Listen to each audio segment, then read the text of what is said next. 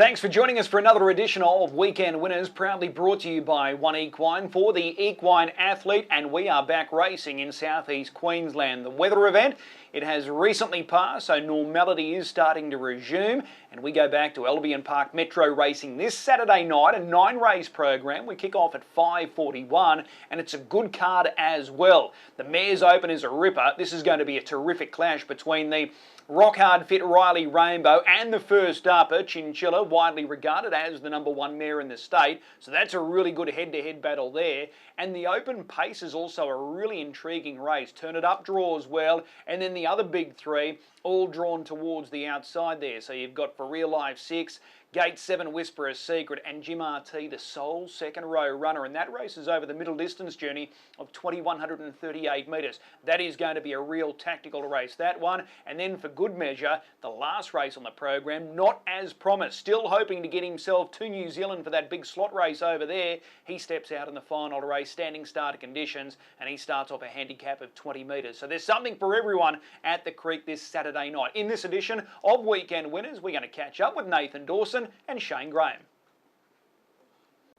Nathan Dawson slides into the hot seat. He's got a good book of drives, as you would expect on Saturday night at Albion Park, and he's with us now. Nathan, appreciate the time.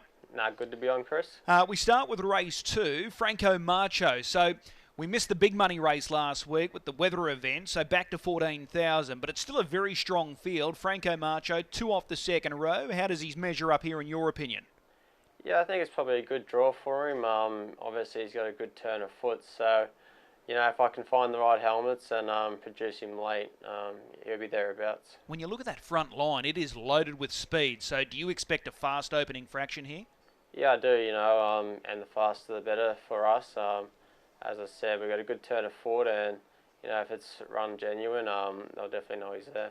Okay. His recent efforts, they've been sound without being super. How do you sort of gauge him right now? Yeah, he's going well. We've had a lot of luck. Draws haven't been to his liking, and races probably haven't been run to suit. But if they are Saturday night, I've got no doubt that he's up to them, and to run a good race. All right. Do we go in with a little bit of trepidation this Saturday, given that we've missed racing for over a week now? So some horses may have missed some work, some may not have. So is it a little bit unclear of what to expect this weekend? Yeah, I think that's fair to say. Obviously, with the weather, some horses got worked, and some might have missed some. So you don't really know what you get when you're racing week to week. Okay, race 3. This is the Mares Open. Great race as well. You're driving Chinchilla, widely regarded as the #1 mare in the state. She's fresh up. She was awesome last campaign. Are you excited to have her back? Yeah, I am. It's been a long time to get her back, and she did what she did last year, and I think she's going to be better again this year. Okay, she was able to get a trial before we had the shutdown. Were you happy with what she delivered in that trial?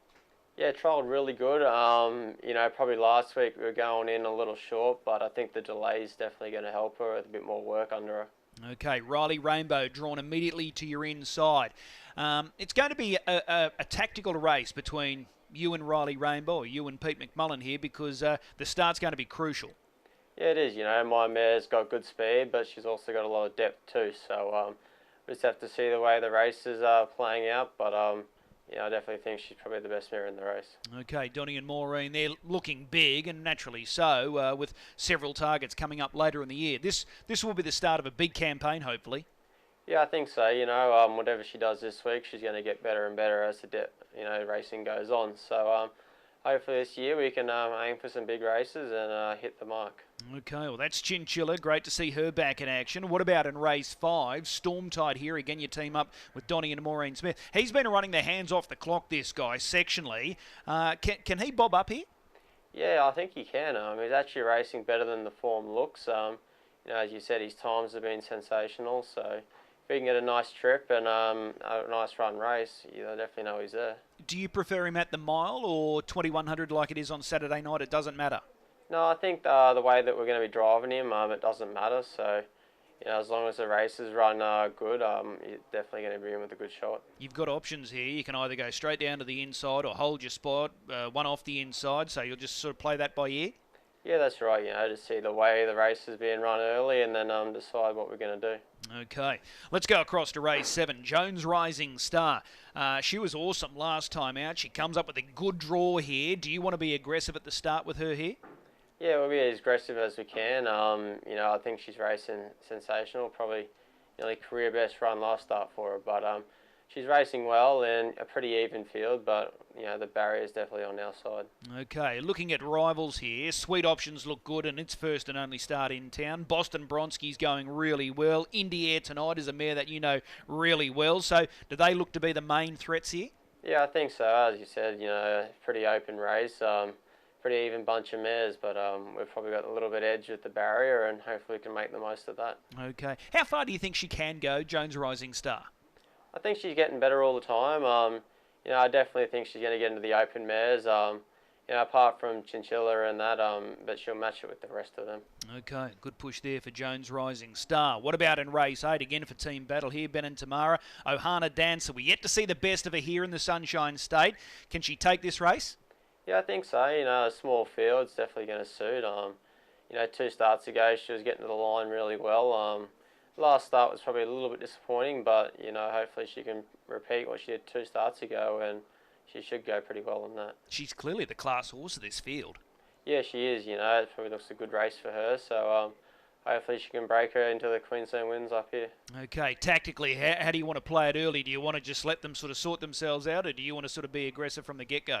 We'll be a little bit aggressive. I think she's probably more of a one-pace mare, so we'll probably try to play along those lines and see how we go. All right, the last race, not as promised. Now, is there still a possibility he could get to New Zealand? Yeah, I guess there's a chance. It's more whether we get the slot or not is the thing. But we just have to see what he does Saturday night. But hopefully he puts his best foot forward and can get a look in. Okay. Are you happy with the way he's come back following that long layoff? Yeah, super. He's obviously racing really well and he's running really good times as well. So I think he's only going to get better as the more racing under his belt. Okay. Since that recent win, he had a trial and he made an early break there. Is there any cause for concern with that break? Nah, it's more my fault. I just wanted to try a few different shoes on him and he wasn't really happy with that. So, I'm not too worried at all. Okay. The rivals here, they all look capable. Get used to it. Is that the one you probably fear most? Yeah, he's obviously got the, head start on us. But if we get away, obviously, our horse has plenty of ability and he's shown that. So, I'm not too worried. Okay. Do you know if there's a plan B if you don't get that slot for New Zealand? No, I'm not really sure yet. Probably just look for Queensland, races. He's obviously got a big winter coming up and the Inter Dominion, so I think that's the main aim for him. All right. Well, there's plenty on offer, that's for sure and certain. Which horse are you most looking forward to this weekend? Yeah, I'm going to say Chinchilla. Obviously, it's good to have her back and excited to see what she can do. All right, race 3, number 7, Chinchilla. She is back in action. Looking forward to that race on the weekend. Nathan, as always, appreciate the time. We'll see you trackside. Nah, thanks, Chris. Shane Graham now joins us to go through his book of drives on Saturday night. A busy night ahead for Shane as well. He joins us. Appreciate the time, Shane. No worries, Chris. We start in race 1 with Barrett. It's a sticky draw on paper, gate 5, but he's going okay, this horse. Yeah, like you said, it's probably not the best draws. He's more of a 1, 2, 8, 9 horse. But, yeah, look, he always seems to hit the line, so he's going to need luck. Do you sort of push forward at the start, or are you grabbing up and going straight back? Oh, no, you probably got to just have a look for the first bit to see where, if there's any gaps or if he can be up there. So, yeah, we'll probably just slide across and see what happens from there. All right, race number 2, good race this one. Bronski Zulu, your drive, proven Group 1 performer, up against Delhi Row. This should be a good race. How do you think it plays out here? Yeah, look, he's racing terrific. He hadn't put in a bad run this prep. So, yeah, look, it'll be hard up against Delhi Row. I think probably Delhi Row's beat him last time. But, yeah, look, he's drawn inside of him, so that might help us. How aggressive can you be at the start with Bronski Zulu? Yeah, look, we sort of never really pushed him out too hard, but it's probably getting into the campaign where we've got to start, making him use a bit more of his early speed, I think. Okay. Is it all pointing towards Delhi Row, given that it's a mile and he's got a front row draw? Oh, look, he'll be the hardest to beat for sure. Yeah. If it was 2100, it could be a completely different sort of discussion, this one. Yeah, that's right. I think Bronski's definitely better over the longer distance, but he's still pretty good over the mile. Okay. When you look at that whole front row, it's loaded with pace, though, isn't it?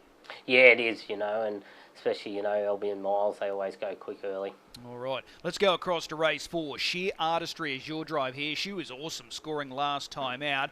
Did all the work. You drove her confidently, and she responded. Did she surprise in any way? Oh, no, she's a pretty good mare. She's only had those, before that win, she had 2 starts. So, the start before, she was very unlucky in the Ultimate Driver Series. And first up, she finished down the track, but it was a quick run race. So it didn't surprise us, but probably the first time she's had to really do work in a race, which is probably the most promising part. Okay, so she steps up to the band 5. She looks like she'll reach open class, no problem. Yeah, I think she will be an open mare, she'll need luck against Chinchilla and those mares, but I think she can follow any speed and, she can do work if she has to, so she'll get through to open. All right, with this race on Saturday night, Soap Opera, another key runner drawn in on your inside, but she's not noted for early speed. Do you have an early look here? Yeah, look, you probably just got to have a look for the first 100 to see what happens, but, if the one happens to be holding us easy, you just drop in behind. So, probably a lot will tell in the first bit when the gate says go. Does your mare deserve to be favourite? Oh, probably not. I think Soap Opera, what she's done, and from the barrier draw, she should be favourite.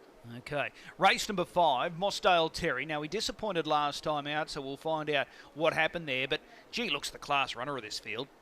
Yeah, look, he's like that most weeks, isn't he, but last start, I think it was more my error by backing him up, the week before probably took more out of him than I thought, so he was, to be honest, that's the first time he's probably disappointed us, so that was just my fault, but he's had, a week off from the races, and he'll bounce back.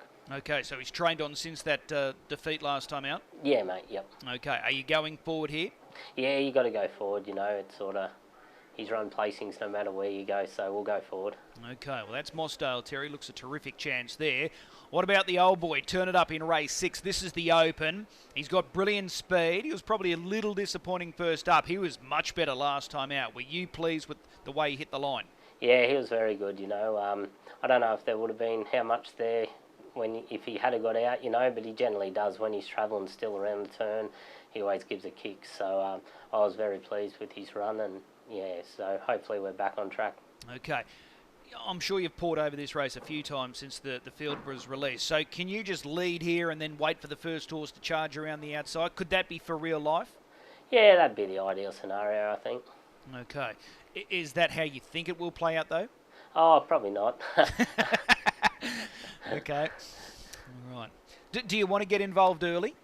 Oh, look, he's got, natural gate speed, so you do go forward. But, we don't want to be opening the handlebars out and going silly. So we'll be conservative. But, a lot will be said in the first 100. All right. The big 3 are all down the bottom here for Real Life Whisperer Secret, Jim RT. If you could only pick one, which one do you fear most for this race?